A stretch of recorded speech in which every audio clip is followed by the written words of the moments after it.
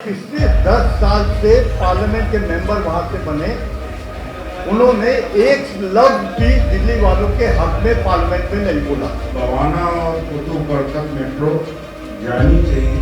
Bharatiya Janata party के उम्मीदवार जो चुन के गए वो बिल्कुल मुंह बंद करके वहां, मुंह सील के वहां बैठे रहे। पर कैपिटा प्रति व्यक्ति जो जीडीपी है उसका हिस्सा घटता जा रहा है। देश को बांटने की साजिश चल रही थी, जाति को जाति से लड़ाओ, धर्म को धर्म से लड़ाओ। सबका बहुत बहुत स्वागत करता हूँ, इस्तकबाल और वेलकम करता हूँ और आपका आभार प्रकट करते हैं कि आपने अपना समय निकालकर आज की इस महत्वपूर्ण प्रेस वार्ता में आए। आज की इस प्रेस वार्ता में हमारे सम्मानित दिल्ली प्रदेश कांग्रेस कमेटी के अध्यक्ष माननीय श्री अरविंदर सिंह लवली जी, हमारे इलेक्शन मैनेजमेंट कमेटी और कोऑर्डिनेशन कमेटी के नवनियुक्त चेयरमैन और प्रदेश कांग्रेस कमेटी के पूर्व अध्यक्ष आदरणीय श्री सुभाष चोपड़ा जी और हमारे सभी उम्मीदवार भारतीय राष्ट्रीय कांग्रेस के जो दिल्ली से 3 जो इंडिया गठबंधन की सीटें हैं उसके उम्मीदवार यहाँ उपस्थित हैं। मैं सबसे पहले अनुरोध करूंगा माननीय पीसीसी प्रेसिडेंट श्री अरविंदर सिंह लवली जी से कि अपनी बात रखें और कैंडिडेट्स का इंट्रोडक्शन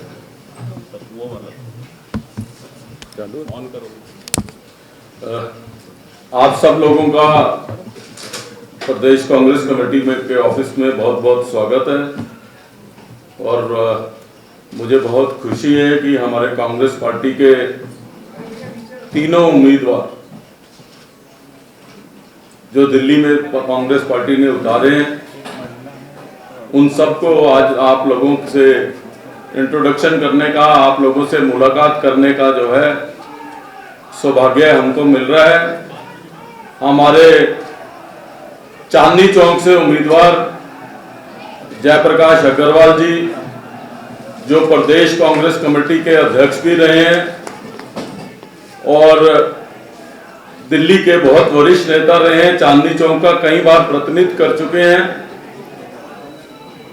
ऐसे जयप्रकाश अग्रवाल जी हम लोगों के जो है उम्मीदवार हैं। हमारे उत्तर पूर्वी दिल्ली से कन्हैया कुमार जी जो जेएनयू छात्र संघ के अध्यक्ष रहे हैं और लगातार नौजवानों की आवाज उठाते रहे हैं, ऐसे हमारे उम्मीदवार हैं। हमारे नॉर्थ वेस्ट से उदित राज जी जो SC/ST के बड़े नेता हैं, वो हमारे उम्मीदवार नॉर्थ वेस्ट से जो लगातार पिछड़े वर्ग की लोगों की आवाज ना केवल दिल्ली में बल्कि देश भर में उठाते रहे हैं, ऐसे उदित राज जी जो है वो हम लोगों के उम्मीदवार हैं। उनको हम आपसे मुलाकात करा रहे हैं। हमारे बीच में सुभाष चोपड़ा जी भी हैं जिनको हमने कोऑर्डिनेशन का और इलेक्शन मैनेजमेंट का जो है अध्यक्ष बनाया है। वो ना केवल दिल्ली में कांग्रेस पार्टी के वर्कर्स के साथ बल्कि मैं समझता हूं कि आप पार्टी के साथ भी कोऑर्डिनेशन का काम जो है वो लोग करेंगे। अब मैं आमंत्रित कर रहा हूं जयप्रकाश अग्रवाल जी को, वो हम सबसे सीनियर भी हैं और हमारे बहुत वरिष्ठ उम्मीदवार हैं कि वो अपनी बात जो है वो आप लोगों के बीच में रखेंगे। आदरणीय जयप्रकाश अग्रवाल जी।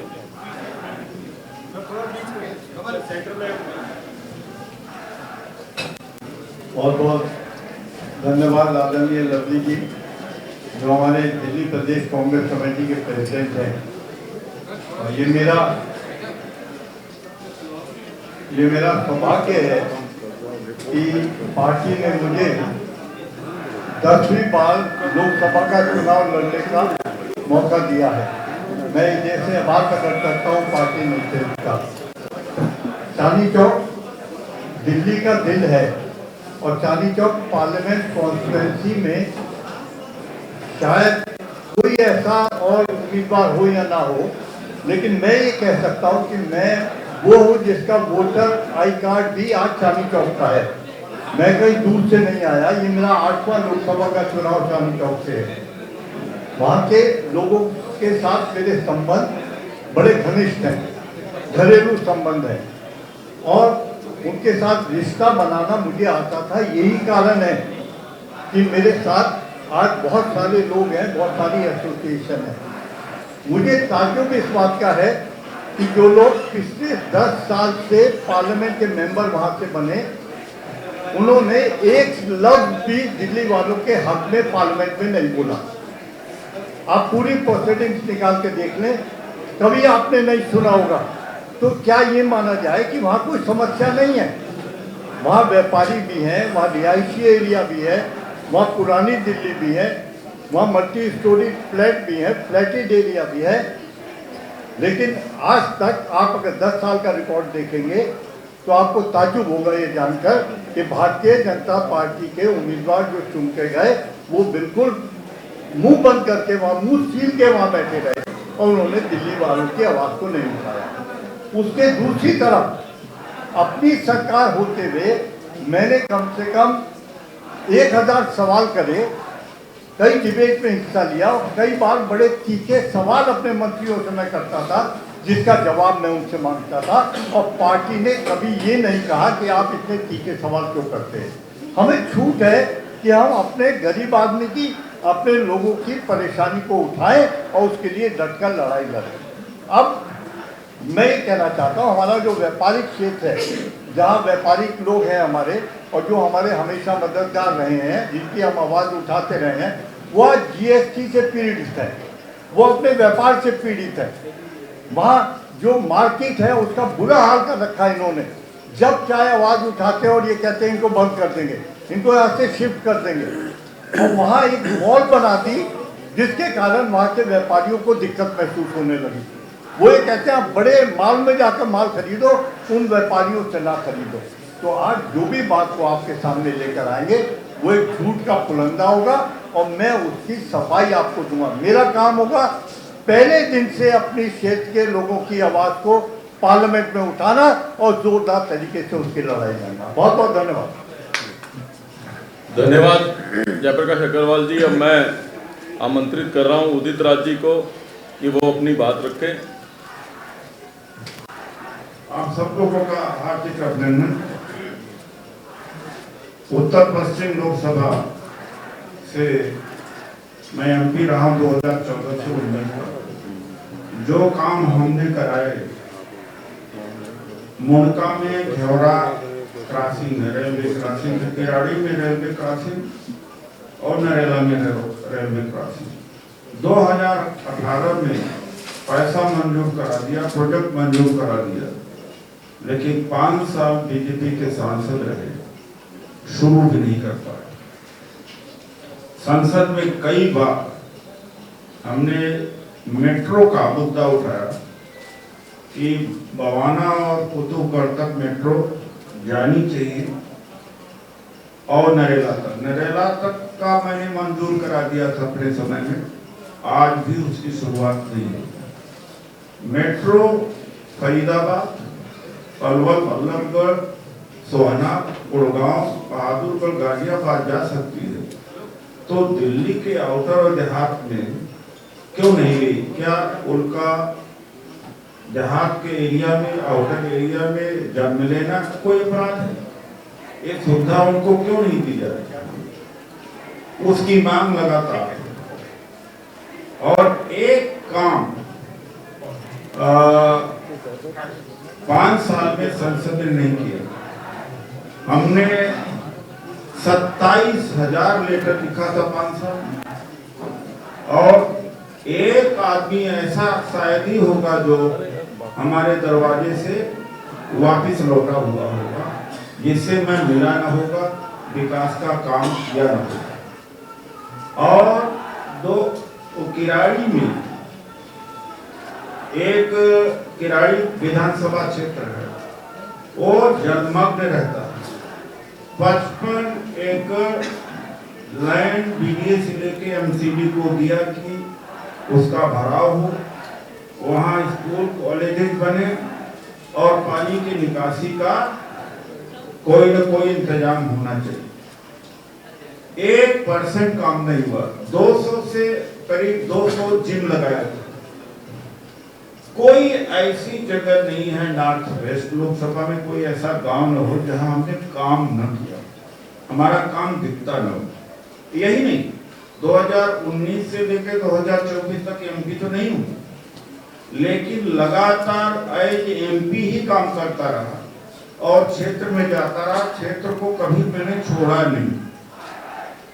ये आप जाकर के वहां महसूस करेंगे, किसी से बात करके 2-4% का तो मतलब भगवान में भी या तो चांद में भी दाग नजर आता है, बाकी 95% 90% कहेंगे कि हाँ मेरे लिए इन्होंने इलाज कराया, पुलिस से मदद करी और लाइटें लगवाई और नरेला का मैं शकल बदल दिया था, वहां पर फ्लाईओवर भी बनवाया, होम्योपैथ इंस्टीट्यूट स्टैब्लिश कराया, आयुर्वेद का इंस्टीट्यूट, एनआईटी की बिल्डिंग, केंद्रीय विद्यालय की बिल्डिंग वहां पर बनवाया।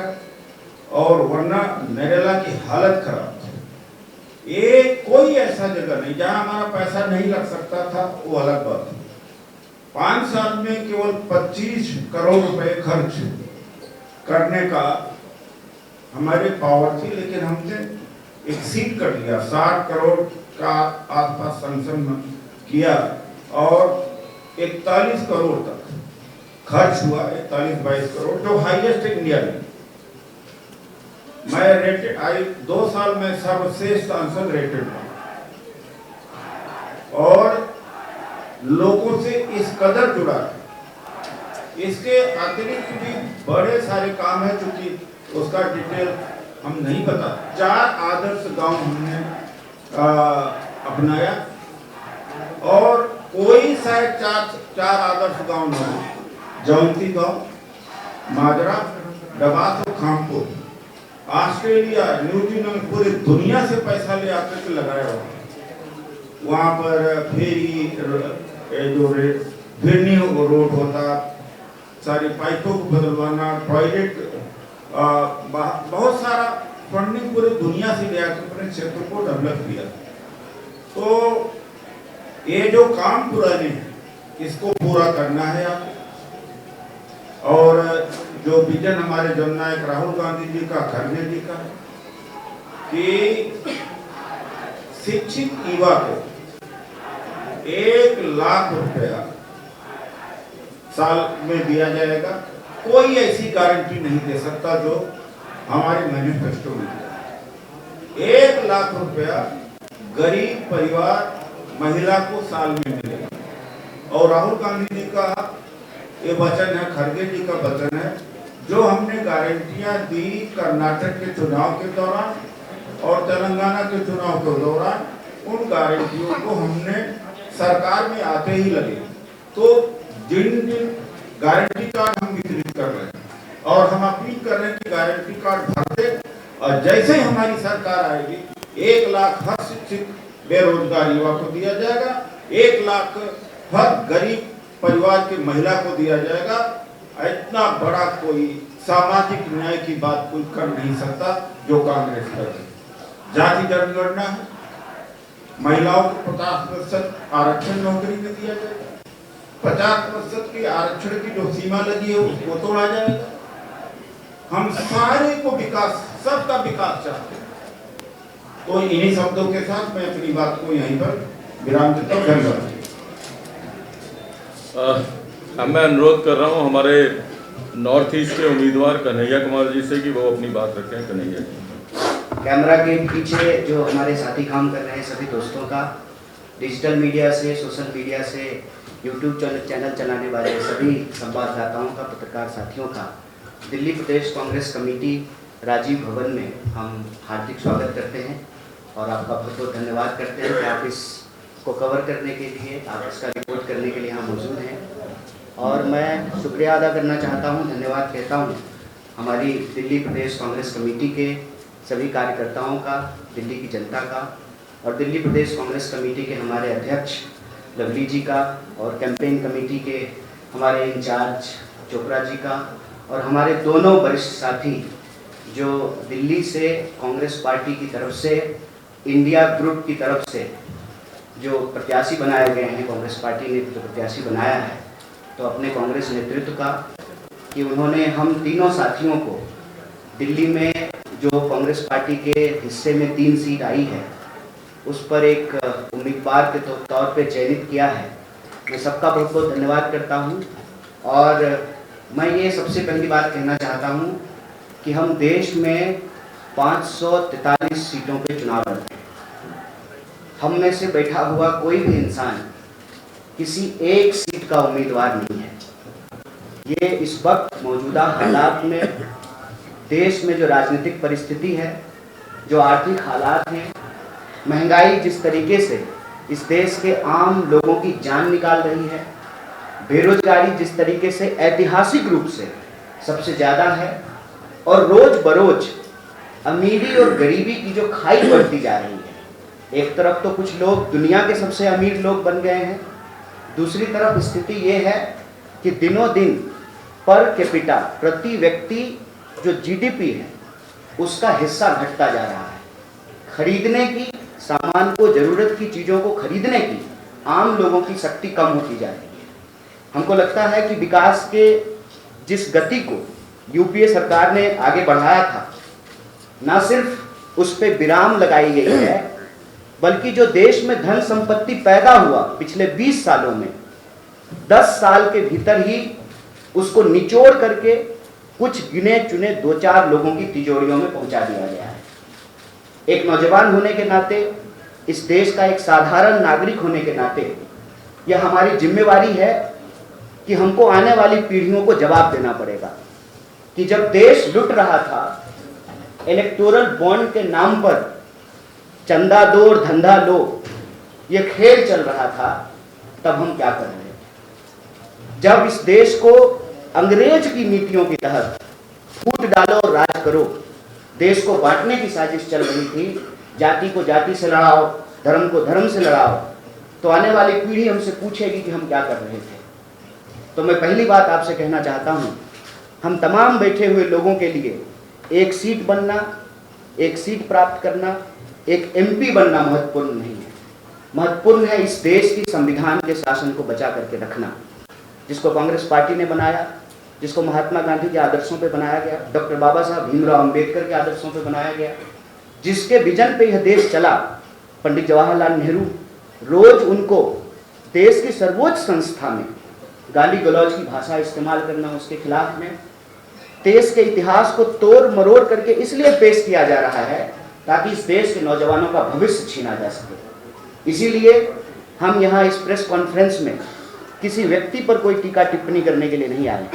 हमारे पास दिल्ली के लिए, दिल्ली की 7 सीट के लिए और देश की 543 लोकसभा सीट के लिए एक सकारात्मक एजेंडा है। और वो सकारात्मक एजेंडा ये है कि चाहे आप महिलाओं की बात करें, उनकी भागीदारी कैसे सुनिश्चित की जाए और महिलाओं को प्रति वर्ष 1 लाख रुपया, अगर इस देश में संपत्ति पैदा हो रही है तो उस पर महिलाओं का भी अधिकार है, तो कैसे प्रति महीने उनको 8,500 रुपया सुनिश्चित किया जाए, हम उस एजेंडे के साथ आए। नौजवानों को जो पढ़े लिखे हुए हैं, अगर डिग्री है तो नौकरी है, इसकी गारंटी कैसे की जाए। कैसे पढ़े लिखे नौजवानों को 1 लाख रुपया अप्रेंटिस योजना के तहत उनको दिया जाए। कैसे, जैसे जब कांग्रेस पार्टी की सरकार थी, यूपीए की सरकार थी, तो मनरेगा लाया गया, काम की गारंटी की गई। तो जब दिल्ली में हम 7 सीट जीतेंगे तो शहरी क्षेत्र में भी हम कैसे शहरी क्षेत्र के लिए मनरेगा ला पाए। देश के किसानों के लिए अगर इस देश में बड़े धन पशुओं का कर्जा माफ हो सकता है तो किसानों का कर्जा क्यों नहीं माफ हो सकता है। तो स्वामीनाथन आयोग के आधार पर एमएसपी का कानून बनाना है। और आप जानते हैं यहाँ महिलाएं बैठी हुई है, अगर इस देश में कानून नहीं होता तो आज भी जो है महिलाओं को दहेज के चलते प्रताड़ित किया जाता, उनको जला करके मारा जाता। तो कैसे हम कानून बना करके किसानों की रक्षा कर सकते हैं। और हिस्सेदारी का जो सवाल है, देखिए हम कहाँ पैदा होंगे, किस धर्म में पैदा होंगे, किस जाति में पैदा होंगे, हमारा लिंग क्या होगा, ये हमारे हाथ में नहीं है। हम में से बैठा हुआ कोई इंसान ईश्वर के घर में एप्लीकेशन नहीं दिया था कि आप मुझे कहाँ पैदा करेंगे। ये जीवन का एक महज संयोग है। तो किसी इंसान के साथ महज उसके जन्म के आधार पर, उसके लिंग के आधार पर, भाषा और बोली के आधार पर अगर भेदभाव की जाए तो ये शहीद आजम भगत सिंह की संकल्पना नहीं है। हमको हमारे देश के जो विचारक हैं, जो महामानव हैं, महापुरुष हैं, उनके रास्तों पर आगे बढ़ाना है और सकारात्मक एजेंडे के साथ आगे बढ़ाना है। इसीलिए आखिरी बात अपने सभी साथियों को धन्यवाद देते हुए कि नॉर्थ ईस्ट दिल्ली के लिए हमारे पास सकारात्मक एजेंडा है। एजेंडा ये है कि 10 साल से सांसद हैं वहां पे, वो इधर उधर की बात ना करें, वो तो सिर्फ ये बता दें कि 10 साल में नॉर्थ ईस्ट की जनता के लिए उन्होंने क्या किया है। ट्रैफिक की व्यवस्था को दुरुस्त करने के लिए क्या किया है। आप करावल नगर जाकर के देख लीजिए, सड़कों की हालत देख लीजिए, आपको कई बार ऐसा महसूस होगा कि हम दिल्ली में हैं। सड़कों की हालत देखिए, जो वहां पे विकास के कार्य हैं, कितनी जगह पे सांसद महोदय के नाम का पत्थर लगा हुआ है। और आपको मालूम है, दूसरे के मकान पर अपना नाम लिखने में माहिर हैं ये लोग। अगर ये कुछ काम किए होते तो एक करते 50 गिनाते। अगर इनके पास गिनाने के लिए एक भी काम नहीं है, इसीलिए ये समाज के अंदर नफरत फैलाने का काम कर रहे हैं, मुद्दों को भटकाने का, गुमराह करने का काम कर रहे हैं। हम उनके इस मुद्दों के भटकाने और गुमराह करने की साजिश में नहीं फंसेंगे। जो हमारी लोकसभा के, नॉर्थ ईस्ट दिल्ली लोकसभा के जो आम लोग हैं, चाहे वो किसी भी जाति समुदाय के हों, उनकी शांति की व्यवस्था करना, उनकी एकता को सुनिश्चित करना और उनके जो रोजी रोटी का सवाल है, उनके जो काम काज का सवाल है, उसको हम लोग सुनिश्चित करेंगे। इसी एजेंडे के साथ एक बार पुनः आप सब लोगों आए, कवर किए, इसके लिए बहुत बहुत धन्यवाद और हमारी DPCC को बहुत बहुत धन्यवाद। अरे ये बंद कर दो भाई, ये खिड़की आवाज आएगी। अरे ये बंद करो ना नरेश।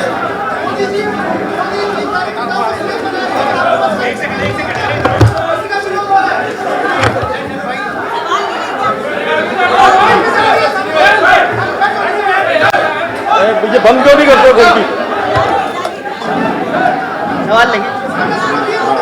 हाँ, आपका कोई प्रश्न हो तो कृपया दीजिए। अभी आपका आप जी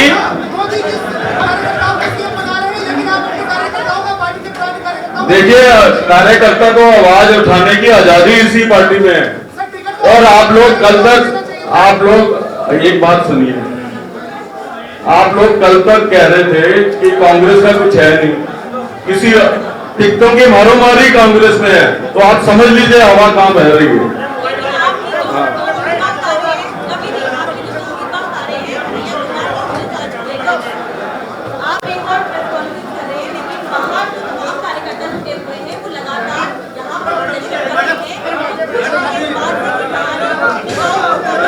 देखिए, कोई उम्मीदवार हो, सब लोग खुश नहीं हो सकते, कुछ लोग नाराज होंगे। एक बार चुनाव शुरू हो जाएगा तो कांग्रेस के तमाम कार्यकर्ता काम करेंगे और पार्टी में इनडिसिप्लिन की कोई जगह नहीं है। लोकतंत्र में हम सबकी बात सुनते हैं और जब तक चुनाव में नॉमिनेशन होके चुनाव प्रचार शुरू हो जाएगा सुनते भी रहेंगे, लेकिन उसके बाद अगर कोई इनडिसिप्लिन करेगा तो उसको पार्टी के हिसाब से कार्रवाई करेंगे। लेकिन निश्चित तौर पे आप समझ लीजिए, आप लोग सब कह रहे थे कि पार्टी कमजोर हो गई है। अगर किसी पार्टी में टिकट लेने की सबसे ज्यादा होड़ है तो वो केवल और केवल कांग्रेस पार्टी में है, ये मैं कहना चाहता हूँ।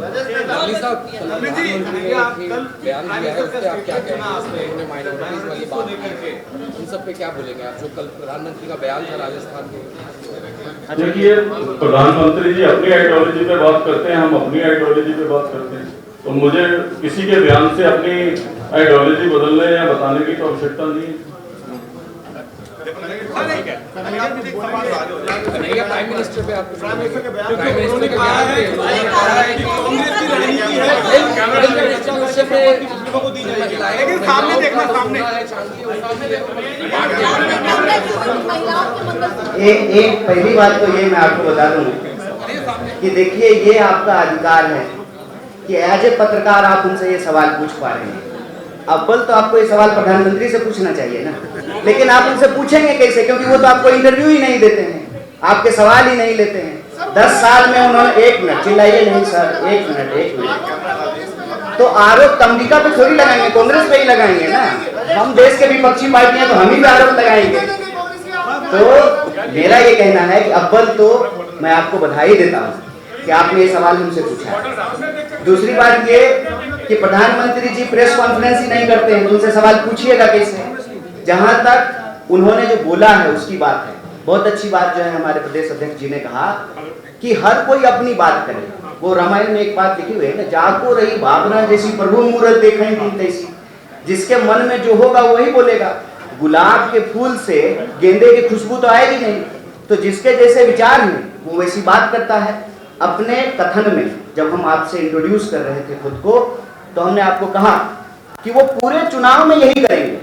उनके मुंह से रोजगार नहीं निकलेगा, उनके मुंह से महंगाई नहीं निकलेगी, उनके मुंह से देश के ऊपर कर्जा, आपको मालूम है 55 लाख करोड़ का कर्जा कितना हो गया है? 150 लाख करोड़ से ज्यादा हो गया है। तो देश को कर्ज में डुबो दिया, ये नहीं बोलेंगे।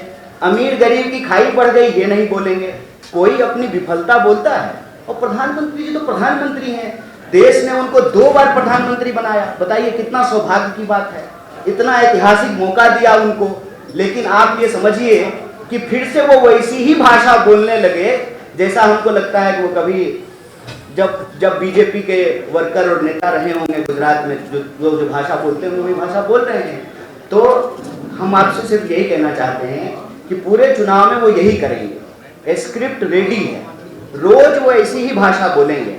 आपसे इस देश का चौथा स्तंभ होने के नाते आपसे मेरा बस, और ये मैं आपको उम्मीदवार की तरह अपील नहीं कर रहा हूँ, आप भी नागरिक हैं, हम भी नागरिक हैं। हम आपसे ये अपील कर रहे हैं कि ये डिवाइड एंड रूल की पॉलिसी है, इस ट्रैप में वो देश को फंसाना चाहते हैं। हम आपसे आग्रह करना चाहते हैं कि इस देश के सकारात्मक मुद्दों पर बात की जाए, इस देश के आम लोगों की समस्याओं पे बात की जाए।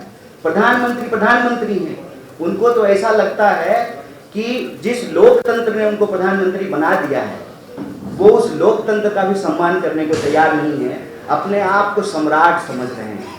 तो हम लोग प्रजा बन गए हैं उनके राज में, सम्राट जो बोल रहे हैं उसको सुन रहे हैं। आपसे यही आग्रह कर रहे हैं कि अगर नागरिक होने का एहसास बचा है, तो अगर हम नौजवान हों, पत्रकार हों, विद्यार्थी हों, अगर हम नागरिक हैं तो नागरिक की तरह उनके आंख में आंख डाल करके सवाल करें कि कहां है 20 करोड़ नौकरियां। 10 साल हो गए, हर साल 2 करोड़ नौकरी देने का वादा था।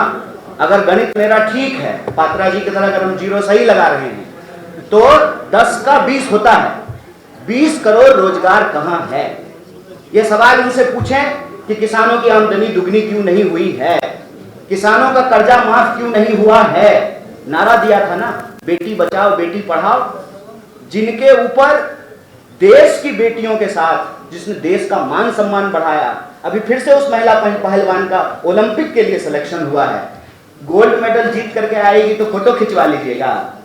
और आपकी पुलिस जो है उसका जो है बाल पकड़ करके दिल्ली की सड़कों पे खींचेगा, उस पर आप चुप हो जाएंगे। और जिस व्यक्ति पे आरोप लगाया गया है उसको आप जो है मंत्रिमंडल में बिठा कर रखेंगे।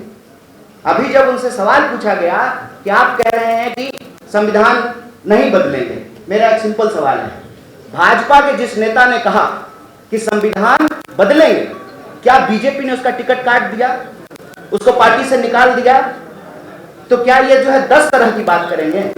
प्रधानमंत्री कहेंगे कि संविधान नहीं बदलेंगे और उनका लोकसभा का प्रत्याशी कहेगा कि 400 सीट दे दीजिए, संविधान बदल देंगे। ये जो दोमुही बात हो रही है ये चिंताजनक है। देखिए, चुनाव हर 5 साल में होता है, देश रहना चाहिए। चुनाव हर 5 साल में होता है, कोई हारता है कोई जीतता है, लेकिन लोकतांत्रिक प्रक्रिया जिंदा रहनी चाहिए। प्रधानमंत्री जो कह रहे हैं यह अशोभनीय है। जिस व्यक्ति को पूरे दुनिया में मान सम्मान दिया गया, डॉक्टर मनमोहन सिंह जी का, अब वो राजनीति में उस तरह से सक्रिय भी नहीं है। 10 साल का कार्यकाल उन्होंने अपना निभा दिया। 10 साल के ये अपने कार्यकाल के बारे में बताने की बजाय कीचड़ उछाल रहे हैं, जबकि झूठ बोल रहे हैं। ये सत्य कथन नहीं है, इस तरह से यह बात नहीं रखी गई। तो यह जो समाज को बांटने की, ध्रुवीकरण की राजनीति की जा रही है, मैं आप सबसे आग्रह करता हूं इसमें उलझने की बजाय देश का जो सवाल है, रोजी रोटी, कपड़ा, मकान, शिक्षा, स्वास्थ्य, सड़क, बिजली, पानी और हम सबका आत्मसम्मान है, चाहे हम रिपोर्टर हो, कैमरा पर्सन हो, संपादक हो, रिक्शा चलाता हो, सबका बराबर का आत्मसम्मान है। यह देश सबका था, है और रहेगा। इस सवाल पे हमको टिके रहना चाहिए।